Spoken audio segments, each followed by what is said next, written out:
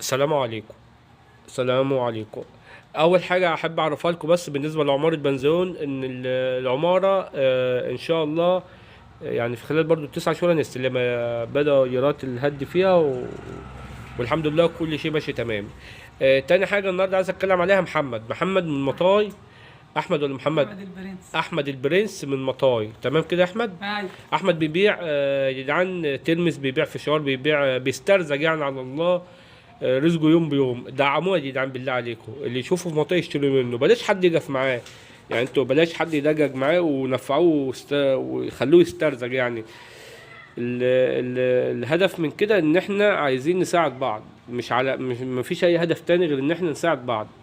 يا احمد انت بتبيع في مطاي بس صح كده؟ الحمد لله. اكيد كل الناس عارفاه في مطاي، يعني اكيد احمد البرنس والدته متوفيه الله يرحمه. الله يرحمها. وانت عايش لوحدك صح؟ مع ابوي. عايش مع ابوك؟ اه. تمام. انت بتنتشر فين في منطقة طيب عشان لو حد شافك ياخد منك؟ الصراحه بلف في المنطقه كلها. بيلف في المنطقة كلها، فبالله عليكم اي حد يشوفه ينفع يا جدعان.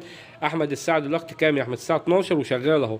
الحمد يعني لله. احمد بيشتغل من 7 الصبح او 8 الصبح ل 12 بالليل في المطار، بيلف في المطار كلها. اهو احمد شكله يعني شاب زي العسل وبياكلها بالحلال اهو. ربنا يبارك فيك يا عم محمود. فاي حد يشوفه في مطاي نفعوه بالله عليكم يا جدعان، وبلاش تقفوا معاه.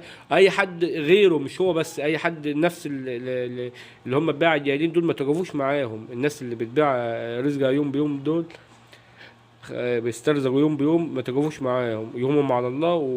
وده مثال كويس لاحمد ان احنا نقف جنبه وندعمه. شكرا يا احمد لي. الله يخليك.